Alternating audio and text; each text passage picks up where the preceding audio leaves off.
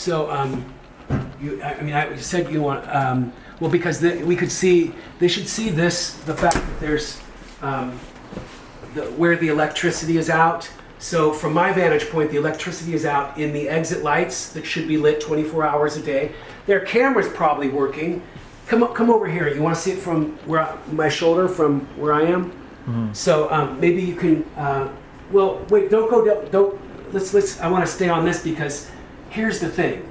These lights should be lit up. There's lights up there that don't have electricity. Their camera, I am betting, they have electricity from on the other side of this. But this is the camera that they placed on me so that I come out of my unit and this is my bathroom, and it doesn't matter what time of the day or night or how much clothes I have on or what part of my bodies I'd rather not share with them.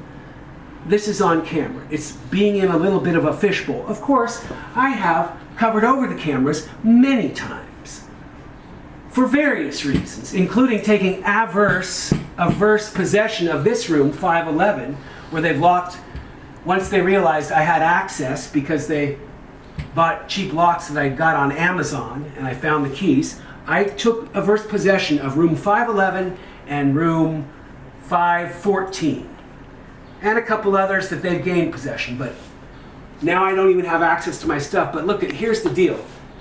Come, if you can move around here. This exit sign is supposed to be lit up.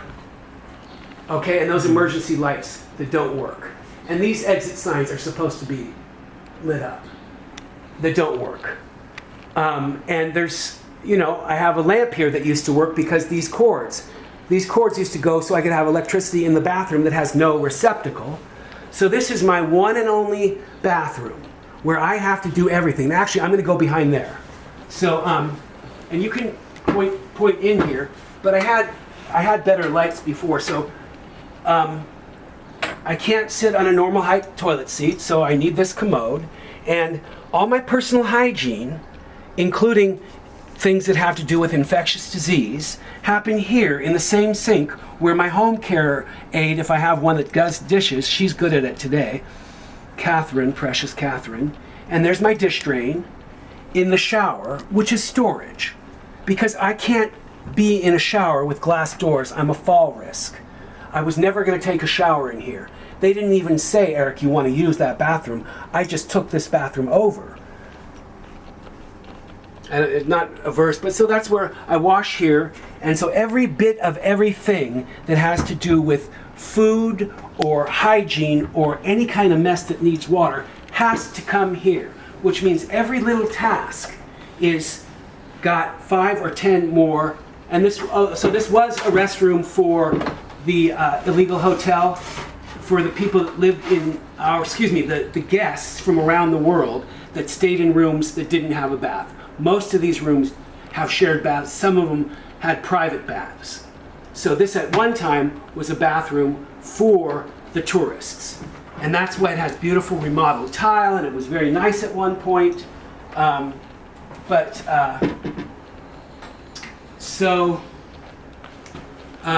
then here's the egress. Now there should be nothing here. I tried to keep it clear, but I can't put everything in my room because I can't function in my room and do activities of daily living and have home care and be able to figure out my life with the clutter of stuff. A lot of this is stuff for packing because I was in a process of trying to eventually move, but they boxed me in such a way. This should be working. That's an old camera from the previous administration, from the illegal hotel people. They got in trouble once because they wanted a camera on me when I was part of the Housing Justice Illegal Hotels campaign and trying to get this place shut down. That didn't go over too well with the previous owner. And they had trained a camera that was disguised as a smoke detector. And I pointed that out to one of the inspectors from HPD, and they agreed to take it down because I made a complaint about it through the HPD process. And part of that, they got 2 or 3 certificates of non-harassment. And the inspectors believed there was absolutely harassment in the way, but the inspector, and a wonderful inspector, a wonderful man, that kept coming back to us and kept trying to help. And we had Marty Weichman, who's now an attorney for HPD, that wanted to come to our side. But the other guy, Hank Fried, was really good. He could definitely cover his tracks. But that's what Stephen Kachaney inherited. That's my point.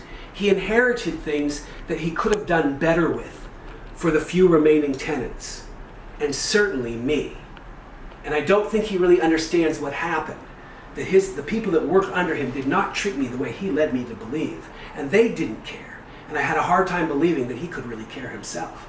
I didn't believe the things that he told me. When we sat for 2 hours, I thought, here's a wonderful Orthodox man, a Mizrahim Jew that fled Persia when and understands oppression. He was interested in my backstory. I was interested in his backstory. I thought, this man is going to be the farthest thing from Hank Fried. No, it didn't turn out that way. But I sat with him. I went and visited him in his office in Little Neck or Great Neck. I had such high hopes. I told all the other tenants, oh no, this guy's different, this guy's different. Well, each one of them found out, to one degree or another, that's not true. Just the fact that we didn't have heat and hot water through the winters, just that fact alone, but so many others, that they would leave us stranded with no services, nobody around the clock, nobody trained in fire protection, no way for people to get in that have been able to walk in this door because they care about us 24/7 for the last, as long as we've lived here. Come, there's more.